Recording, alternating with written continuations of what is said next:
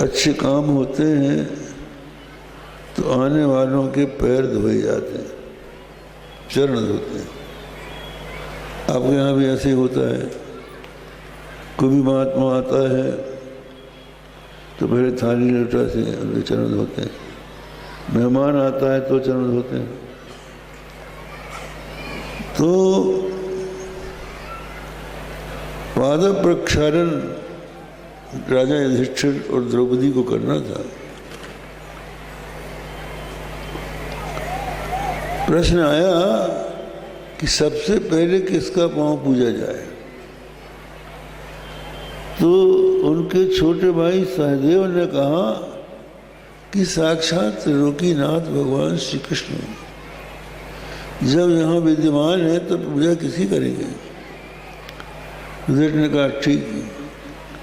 सोने का परात आई, सोने का लोटा आया और राजा युधिष्ठिर पैर प्रक्षालन करने लगी, द्रौपदी डालने लगी।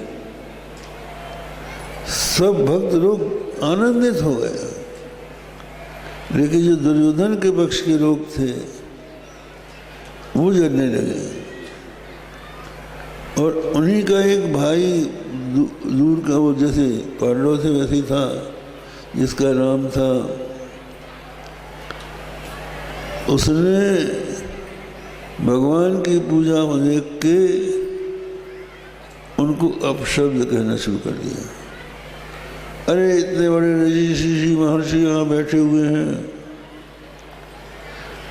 श्री कृष्ण में क्या रखा है, ये तो ग्वाला था, ये गाय चराता था, ये करता था, वो करता था, इसका कहीं राज्य भी नहीं है, ये तो राज छोड़ के भाग गया है, वहाँ द्वारका में रहता है।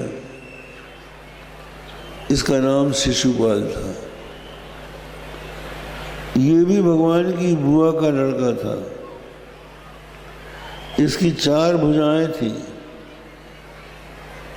तो जब भगवान गोकुल से मथुरा आए तो बुआ देखने आई।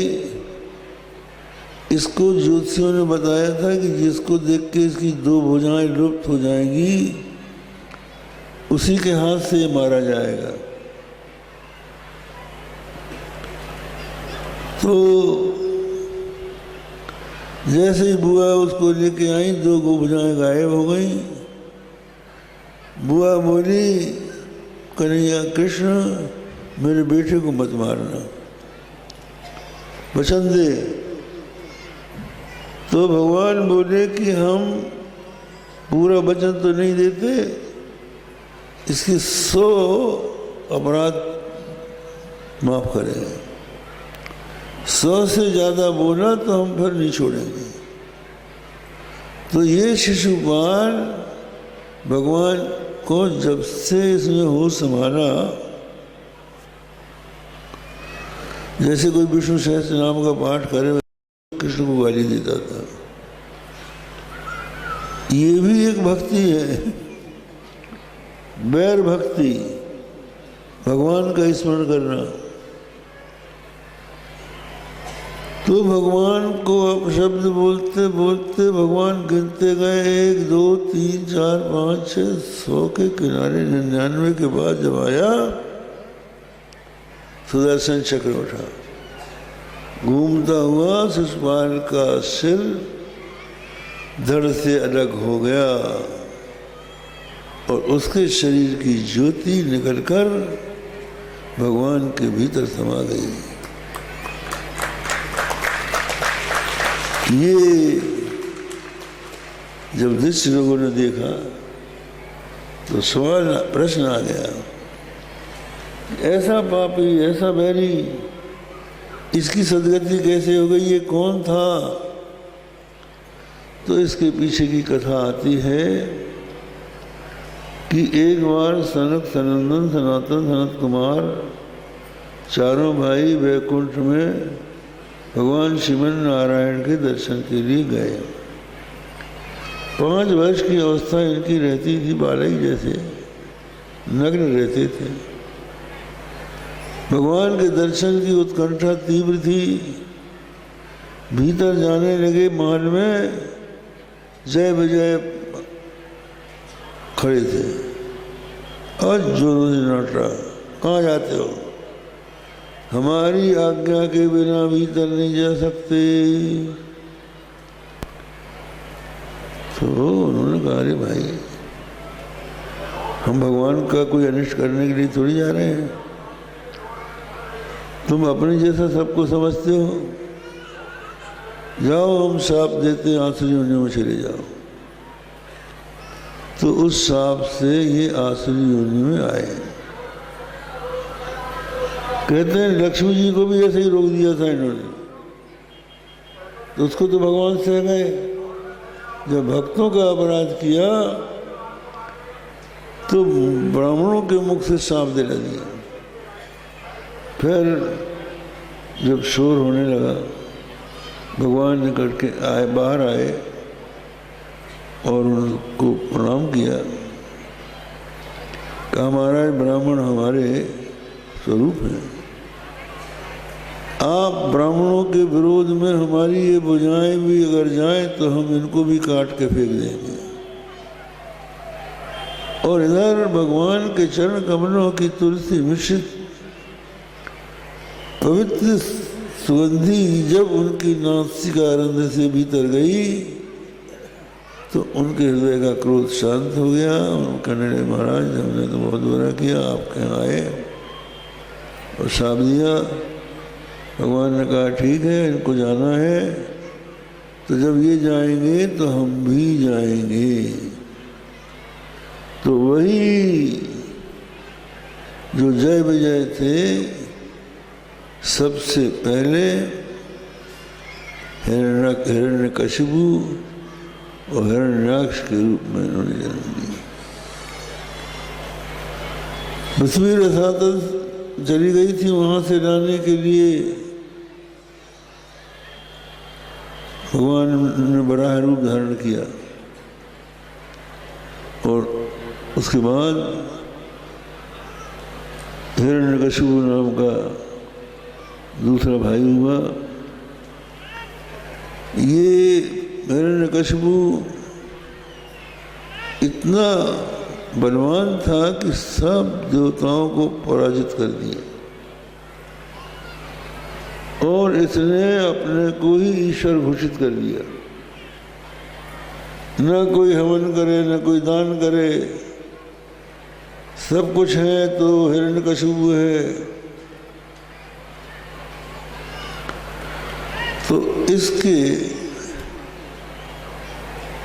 कई पुत्र थे, उनमें से प्रहलाद महान थे। प्रहलाद का जब जन्म हुआ, प्रहलाद जब 5 वर्ष के हो गए तो उन्होंने इनको पढ़ने के लिए शंडामर्क नाम के शुक्राचार्य के 2 पुत्रों को नियुक्त किया। शंडामर्क प्रहलाद जी को पढ़ाने लगे और उन्होंने सोचा कि अच्छा पढ़ लिया है,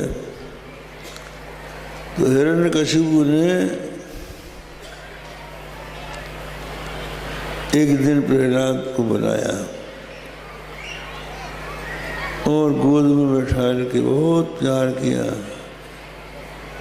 कि पुत्र, गुरु से जो तुमने सीखा हो उसमें से कुछ सुनाओ। उसने कहा कि महाराज, तत्साधु मन्ये सुरवर्य देहिनाम सदा समुद्रग्न ध्याम सद्ग्रहात् हित्वात्मपातं गृहमन्दकूपं वनं गतो यद्धरिमाश्रयेतो। मैंने जो कुछ पढ़ा है और सुना है और मैं जो उसको अच्छा समझता हूँ कि गृहस्थ आश्रम अंधा कुआं है, इसमें मनुष्य पतित हो जाता है, अहंता ममता में पड़ जाता है, जिसको छोड़ के जंगल में चला जाए और हरिमाश्रयेत, भगवान नारायण हरि का आश्रय ले ले। कहा हरि, जिसने मेरे भाई हिरण्याक्ष को मारा है पशुकर बन के। अरे तुझको किसने ये सिखा दिया? हो सकता है कुछ दूसरे लोगों ने हमारे बेटे को गलत शिक्षा दे दी होगी। शरणा मर को बुलाएगा, देखिए आप इसको ठीक से पढ़ाइए, कहीं ऐसा ना हो कि कोई दूसरा इसको कुछ का कुछ पढ़ा दे। विष्णु हरि हमारा शत्रु है, ये उसके भजन की बात करता है। सन्ना मार के ले गए पाठशाला में और कहने लगे प्रहलाद तुम्हारा कल्याण हो, ये बताओ तुम्हारी बुद्धि ऐसी कैसे हो गई? तुम विष्णु की तरफ क्यों जा रहे हो? तो प्रहलाद जी बोले कि गुरुदेव, जैसे चुंबक की तरफ लोहा अपने आप खिंच जाता है, वैसा ही मेरा मन भगवान की ओर चला जाता है, मैं करूं क्या?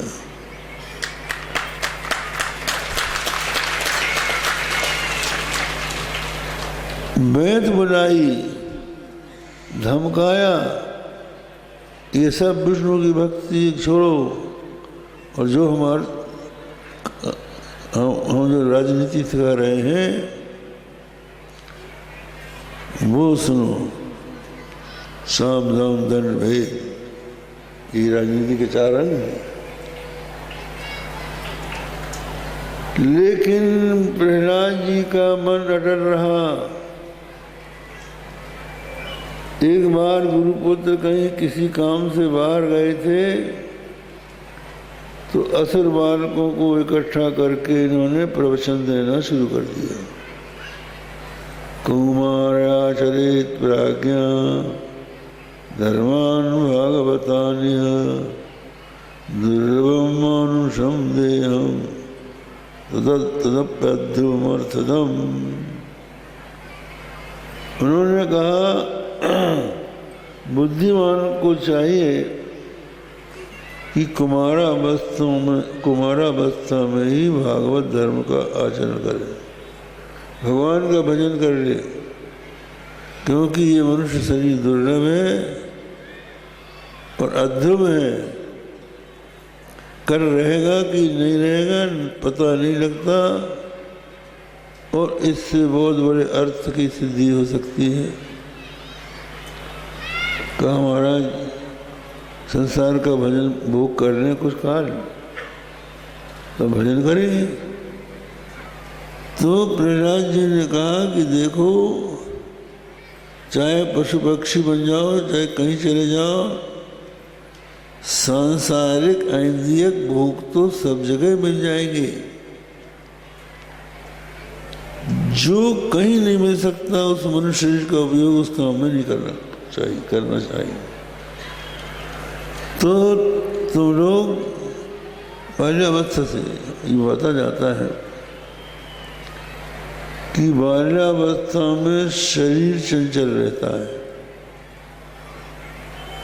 और युवावस्था में आंख चंचल रहती है, और वृद्धावस्था में मन चंचल हो जाता है। सुपरनेटिव ड्यूटी, रोग पहुंच गया मन में।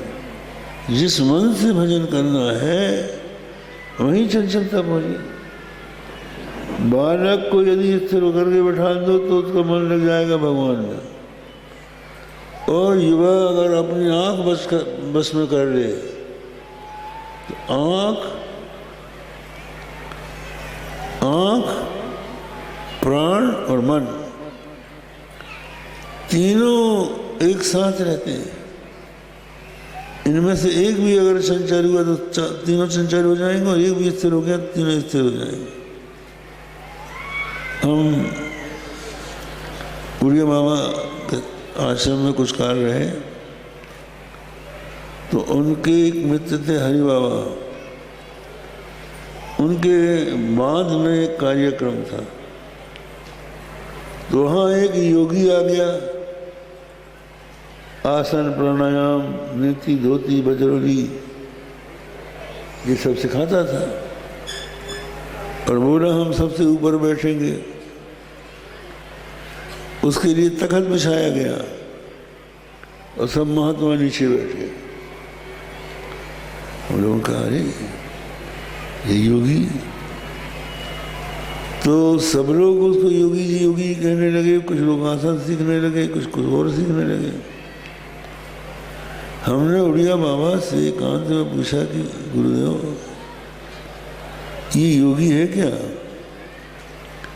उनका कहा बेटा ये योगी नहीं है। हमने पूछा कि क्या कारण है? कि इसकी आंखें चंचल है। जिसकी आंखें चंचल होती हैं उसमें योग नहीं होता है। दृष्टिस्थिरा यस्य विनय दृश्यात् प्राणस्थिरो यस्य बिना वरोधात् चित्तम स्थिरम यस्य बिना विलंबात् सएव योगी सगुरु ससेव्यः। जिसकी दृष्टि बिना दृश्य के स्थिर हो जाए, बिना रोक के जिसके केवली कुंभक के द्वारा जिसके प्राण स्थिर हो जाए और बिना आलम्बन के जिसका मन शांत हो जाए वो योगी है। योगी ऐसा नहीं। तो कहने का अर्थ ये है कि बाल्यावस्था में ही भजन में लग जाना चाहिए। ऐन्द्रियक भोग तो प्रत्येक योनि में मिल जाते हैं, इसलिए अब इस रास्ते में लगो। बोले महाराज भगवान के भजन में तो बड़ा कष्ट है, बड़ी कठिनाई है, भजन करना बड़ा कठिन होता है। बात ठीक है।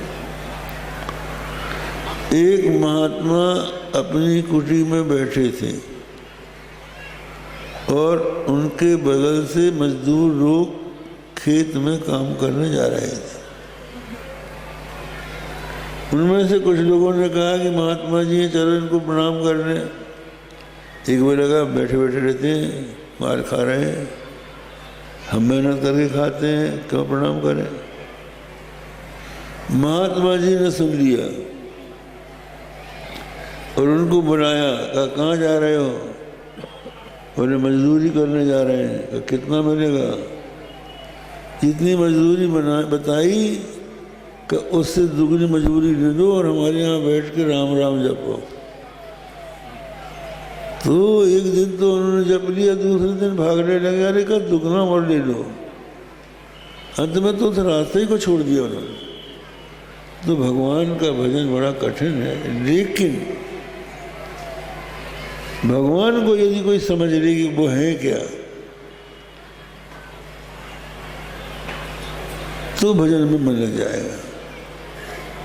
जब तक संबंध का ज्ञान नहीं होता है तब तक प्रेम नहीं होता। संबंध का ज्ञान होना चाहिए। नैयच्युतम प्रीणयतो भवायासो सुरात्मजा आत्मत्वात् सर्वभूतानां सिद्धत्वात् ये सर्वतः। भगवान अच्युत को प्रसन्न करने के लिए बहुत प्रयास की आवश्यकता नहीं है, क्योंकि वो सबकी आत्मा है। आत्मा से किसी को घृणा नहीं हो सकती, सबका आत्मा से प्रेम होता है। तो भगवान सबकी अंतरात्मा है, इसलिए उनको भजने में कोई अधिक प्रयास की आवश्यकता नहीं। और दूसरे, परमात्मा को प्राप्त करने के लिए कहीं जाने की जरूरत नहीं है। सिद्धत्वादि सर्वतः सर्वत्र विद्यमान है। भगवान हर जगह रहते हैं। अब बोले तुमको ये कहाँ से मालूम हो गया? हमारे तुम्हारे गुरु तो एक ही हैं। बोले बात यह है कि जब हिरण्यकशिपु तपस्या करने चला गया तो हमारी माता कयाधु को इंद्र पकड़ के ले जा रहा था। नारद ने पूछा कि तुम क्या कर रहे हो? परनारी का हरण क्यों कर रहे हो, तुम देवता हो? बोले इसके पेट में असुर राज का वीर्य है, हम इसको मारेंगे। बोले तुम इसको नहीं मार पाओगे, इसको छोड़ दो। तो उसने छोड़ दिया। नारद जी कयाधु को अपने आश्रम में ले गए और उसको ज्ञान का उपदेश करते थे। माता तो भूल गई, लेकिन मुझे वो ज्ञान याद है, इसलिए गर्भावस्था में उनको ज्ञान हो गया था। अस्तु भगवान के भजन की शिक्षा पाकर पूरी पाठशाला भक्तिमय हो गई। श्री कृष्ण गोविंद हरे मुरारे, कृष्ण गोविंद हरे मुरारे, हे नाथ नारायण वासुदेव, हे नाथ नारायण वासुदेव। कीर्तन हो रहा है और गुरु महाराज आए। अगर इसका पता हिरण्यकशिपु को लग गया, फिर वो गुरु नहीं देख लेगा, हमको दंडित कर देगा। तो जाके उनका महाराज, तुम्हारा ये लड़का तो हमारे पाठशाला को बिगाड़ दिया। तो उन्होंने फिर पूछा कि बेटा तुमको क्या अच्छा लगता है? तो फिर वही बात, श्रवणम कीर्तनम विष्णु स्मरणम पाद सेवनम अर्चनम वंदनम दास्यम सख्यमात्म निवेदनम। भगवान के चरित्र का श्रवण करना, उनके नाम का कीर्तन करना और स्मरण करना, चरणों की सेवा करना, अर्चन करना, वंदन करना, दास भाव रखना और आत्मनिवेदन कर देना। यदि इस प्रकार नौ भक्ति भगवान को अर्पित कर दी जाए तो मैं समझूंगा कि ये उत्तम अध्ययन है। उठा के पटक दिया, सिंहासन से उठा के हिरण्यकशिपु ने फेंक दिया और जल्लादों से कब मारो। तो सब के सब दुष्ट तो साथ में थे ही। उसके ऊपर कोई त्रिशूल मारने लगा, कोई डंडा मारने लगा, कोई तलवार मारने लगा। लेकिन जैसे सड़ी लकड़ी टूट जाती है, वैसे उनके हाथ साथ टूट गए। प्रहलाद का कुछ नहीं बचा, बिगड़ा। फिर उनको हाथी से कुचलवाया गया, उनको पत्थर बांध के पानी में डूब दिया गया, पर्वत से गिराया गया। सारे उपाय किए, लेकिन प्रहलाद का माल बाका नहीं हुआ। अंत तो गत्वा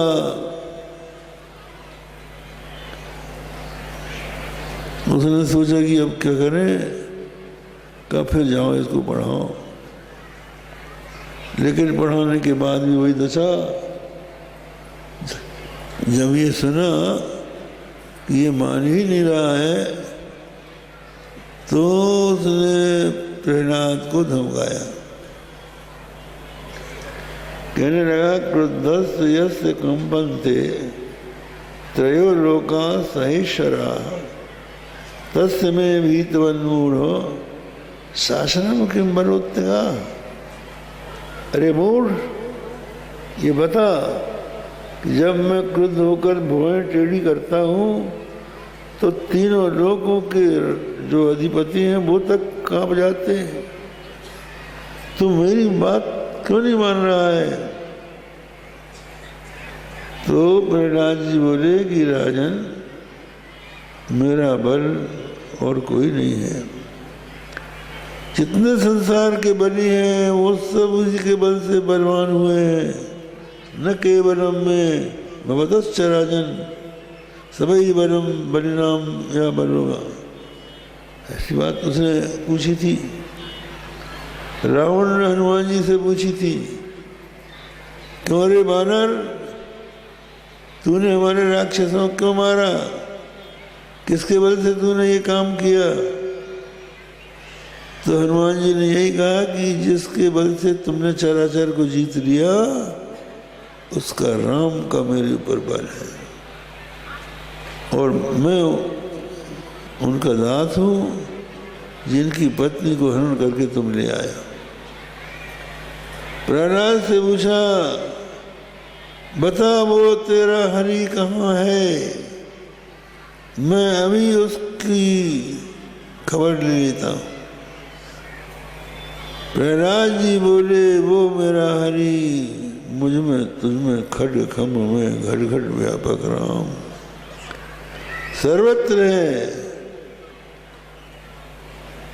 यत्त्वया मंद भाग्योक्तो मदन्यो यद ईश्वर क्वासौ। मुझसे भिन्न किसी ईश्वर की बात तू कर रहा है? अरे वो तेरा ईश्वर कहाँ है? कस्मात् स्तंभे न दृश्यते, इस खंभे में क्यों नहीं दिखाई पड़ रहा है? अभी मैं तेरा सिर काटता हूँ, तेरा ईश्वर आके तुझे बचाए। उसने म्यान से तलवार निकाली, लेकिन प्रहलाद के ईश्वर ने उसकी ऐसी बुद्धि बदली कि बेटे से तो बाद में निपटेंगे, पहले वो खंभे वाले से निपटे। तो उसने जोर से खंभे में तलवार मारी, तर तर तर तर करके खंभा फूटा और नरसिंह भगवान प्रकट हो गए। उसने वरदान मांगा था कि हम आपके बनाए हुए प्राणी से न मरे, तो सिर सिंह जैसा और धड़ मनुष्य जैसा नरसिंह भगवान प्रकट हो गए।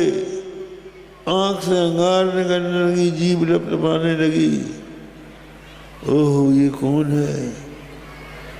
शायद वही हो रहा हुआ, ये हरि है। तो गदा लेके वो लड़ने के लिए तैयार हो गया। दोनों आपस में लड़ने लगे।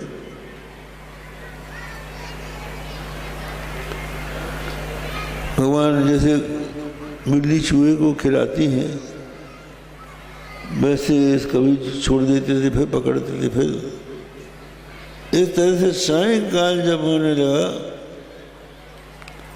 तो देवताओं ने कहा, महाराज ये असुर है, इसको जल्दी मारिए, नहीं तो इनका बल बढ़ जाएगा।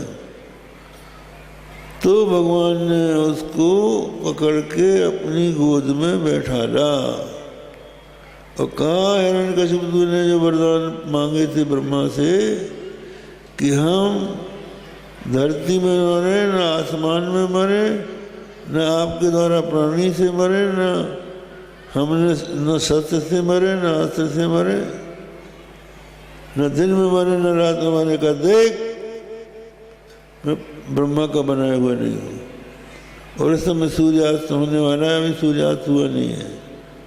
ऐसा करके अपने नख से उसकी छाती को फाड़ के उसकी माला भगवान ने गले में डाल दी।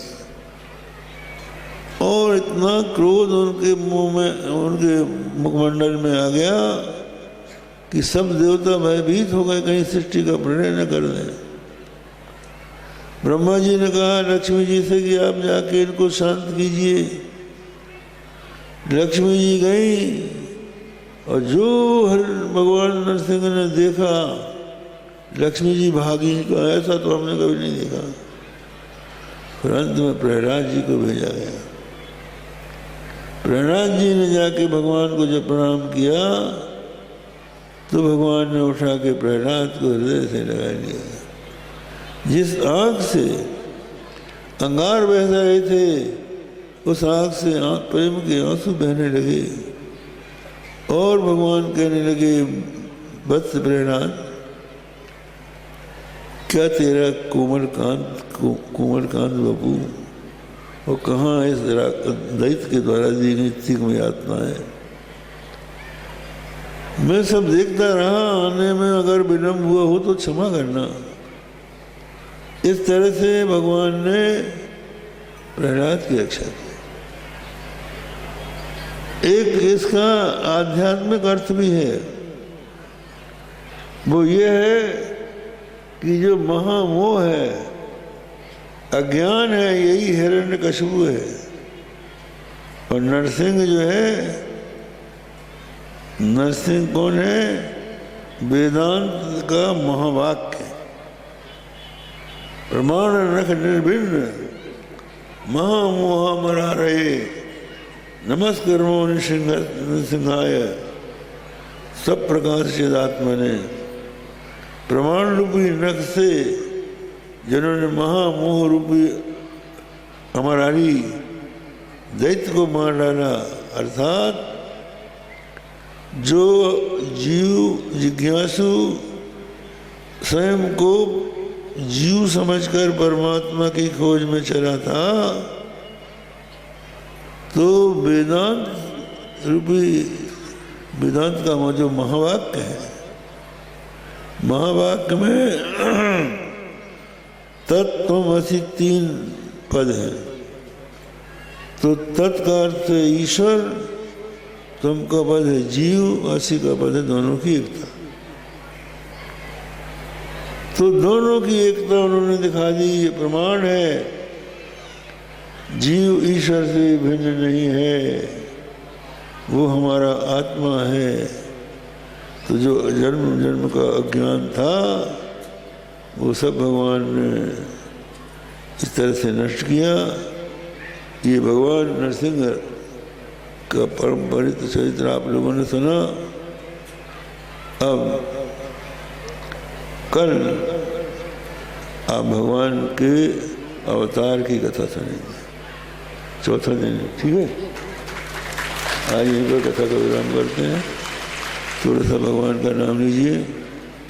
श्री राम जय राम जय जय राम। श्री राम जय राम जय जय राम। श्री राम जय राम जय जय राम। श्री राम जय राम जय जय राम। जरा तो मन में विचारो, अरे जरा तो मन में विचारो, साथ लाए हर देश कोई, क्या साथ लाए अरुणे चलोगे। सदा साथ यही पुकारो, जाता सदा साथ यही पुकारो। दामोदर माधवेति, गोविंद दामोदर माधवेति, दामोदर माधवेति। गोविंद दामोदर माधवेति। हे कृष्ण हे राघव हे सखेति, हे कृष्ण हे राघव हे सखेति।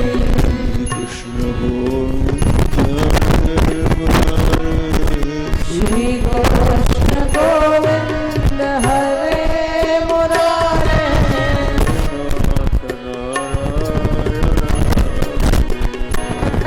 हे नाथ नारायण वासुदेवा।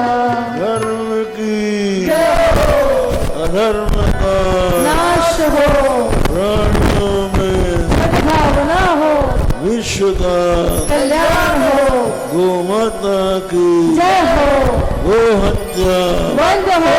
हर हर महादेव।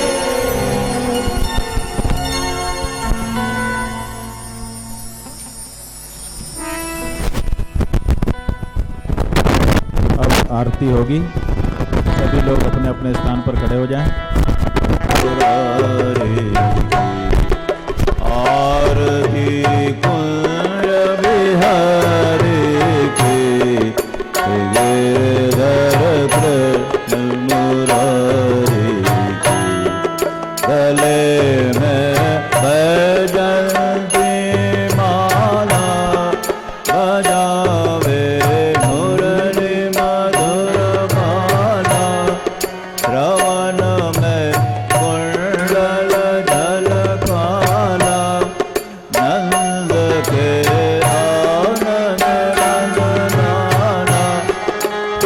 गिरिधर कृष्ण मुरारी की श्री गिरिधर कृष्ण मुरारी की आरती कुंज बिहारी की श्री गिरिधर कृष्ण मुरारी गगन सम अंग कांति कानी राधिका चमक रहे आनी लतन में ढाले बनमाली भ्रमर से अलग कस्तूरी तिलक संज से झलक ललित छवि श्यामा प्यारी के श्री गिरिधर कृष्ण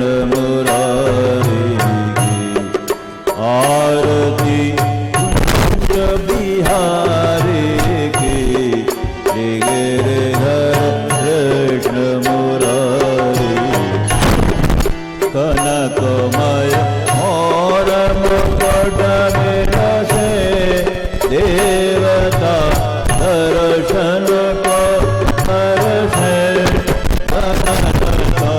सुमन बरसे बजे मूर्तन मधुर मेरंग वाल्मी संगतुल रवि गोप कुमारी की श्री गिरिधर कृष्ण मुरारी की आरती कुंज बिहारी की श्री गिरिधर कृष्ण मुरारी की जहाँ से प्रगट भये गंगा कलुषकल हारिणी गंगा स्मरण ते होत मोह भंगा बसी शिवजी जटा के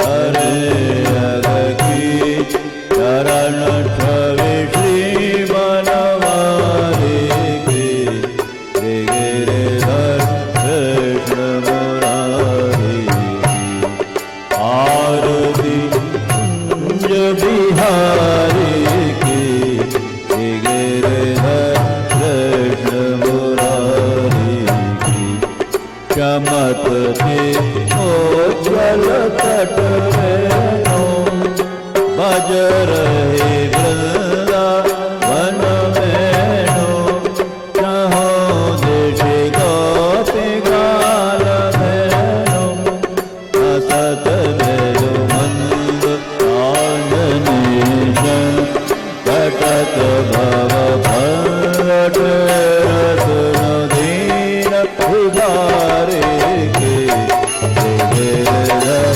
कृष्ण मुरारी आरती कुंज बिहारी की श्री गिरिधर कृष्ण मुरारी की गले में जयंती माला बजावे मुरली मधुर श्रवण में कुंडल झलकाला नंद के आनंद नंदनाला श्री गिरिधर कृष्ण मुरारी की गिरिधर मुरारी की आरती बिहारी की श्री गिरिधर कृष्ण मुरारी कर्पूरगौरं करुणावतारं संसारसारं भुजगेन्द्रहारं सदा वसन्तं हृदयारविन्दे भवं भवानी सहितं नमामि मन्दारमाला पुलितालकायै पादमालाङ्कितशेखराय व्याम्बरायै च दिगम्बराय नमः शिवायै च नमः शिवाय।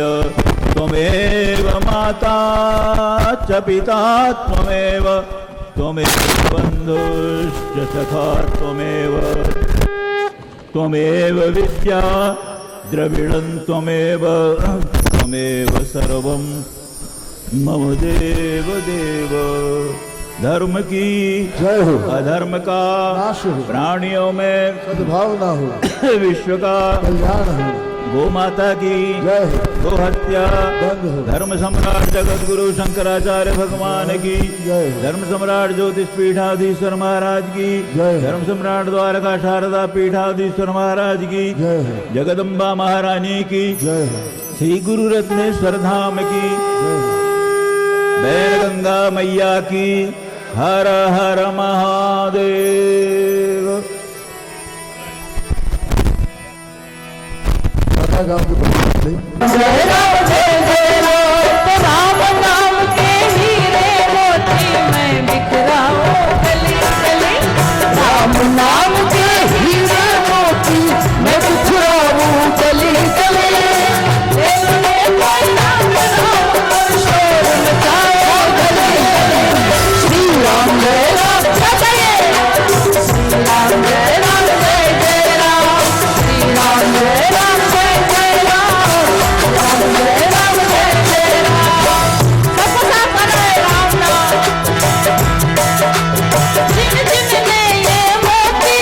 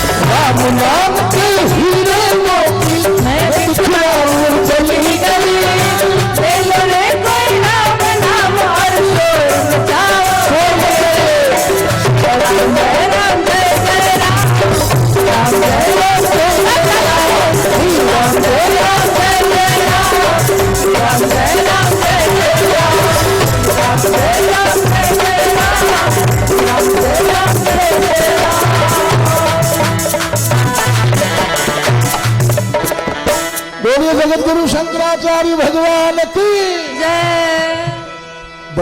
बड़ा गांव से भजन मंडली आई है, उनका एक भजन। बोलो जगत गुरु शंकराचार्य भगवान की। भैया आप इधर से इसको जल्दी चल भैया। ढोलक में बैठी माता शारदा, जल्दी लो, अलग हो रहा।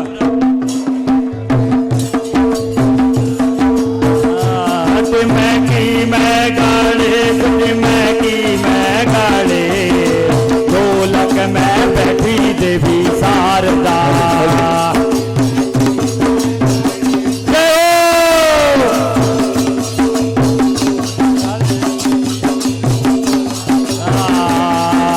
ढोलक में बैठी देवी शारदा,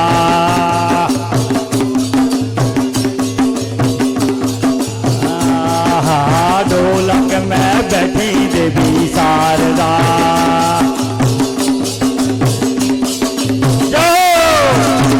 मैं की मैं गाड़े ढोलक में बैठी देवी शारदा। मैं गाड़े ढोलक में बैठी माता शारदा, ढोलक में बैठी देवी शारदा। महाराज जी के सिर चरणों में बर्रा ग्राम की ओर से एक फाग, जिसमें सिवनी जिले में जन्म स्थान क्षेत्र में महाराज जी ने क्या क्या किया है उसका विवरण है। जगत गुरु स्वामी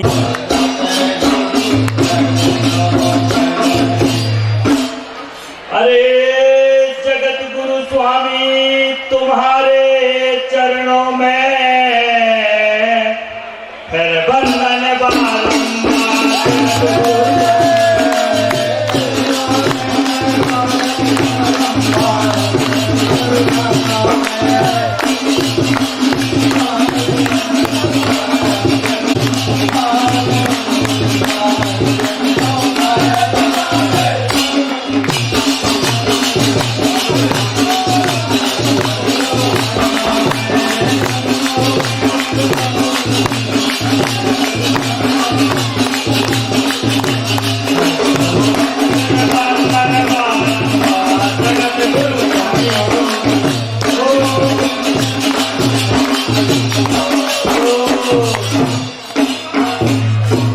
बंधन है बारंबार चरणन में शीश नवाऊं।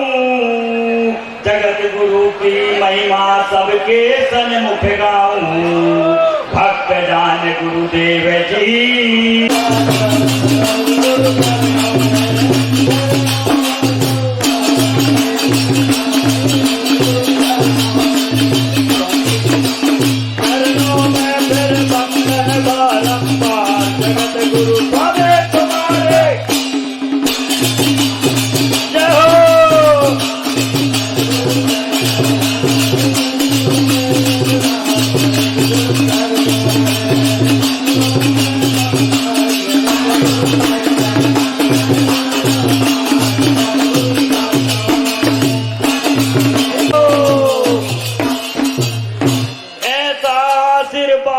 धरोहर आप हमारे।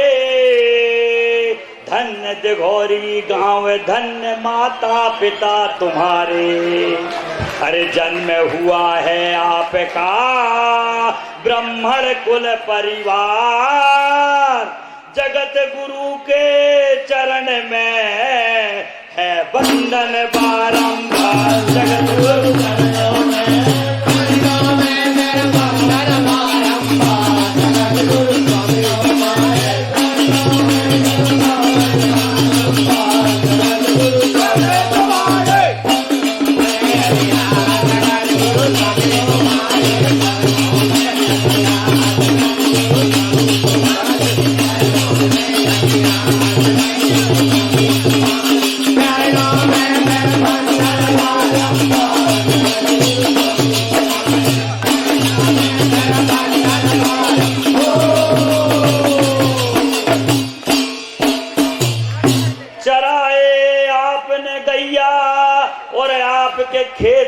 किनारे से बहती है गंगा मैया।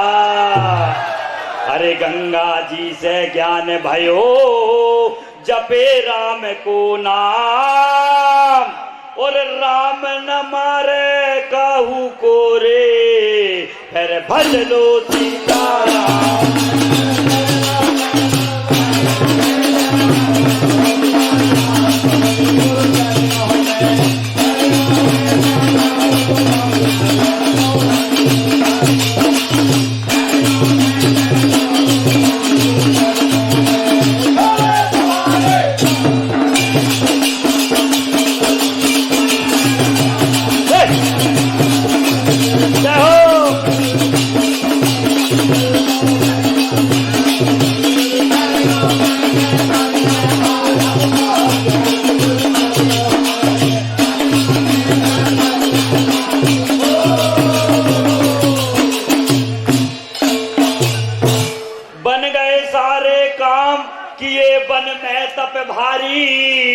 और राम कृपा ऐसी हो गई बन गए तपधारी।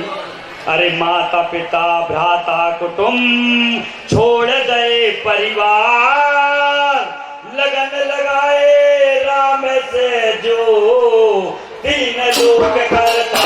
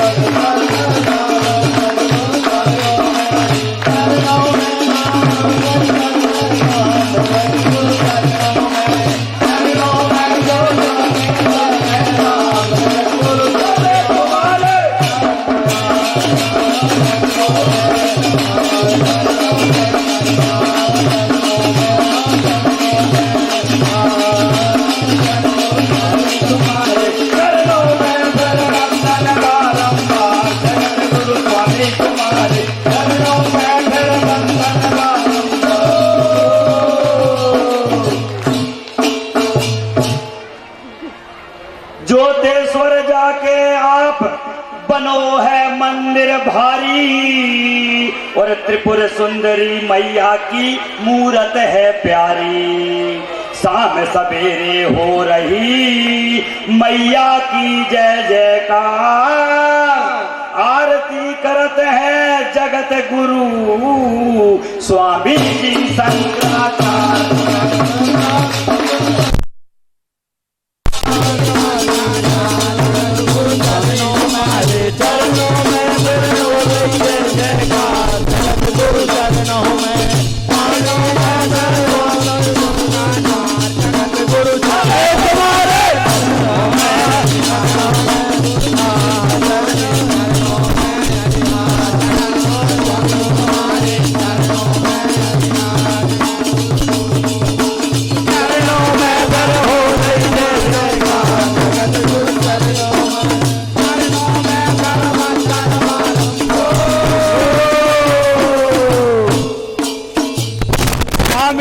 शंकराचार्य नर्मदा तट पर आए, और साकल घाट में जाके मंदिर भव्य बनाए। सारी दुनिया मानती जगत गुरु का नाम, और सत्य सनातन धर्म का है जग में ऊंचा नाम। जगत गुरु चरणों में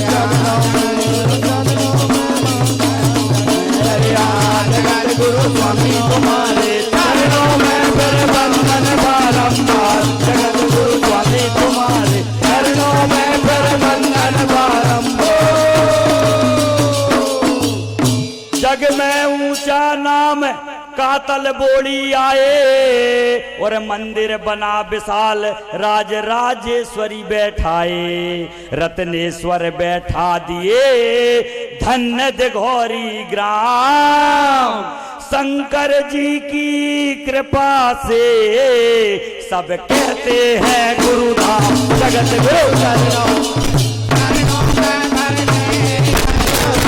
जगत गुरु चरणों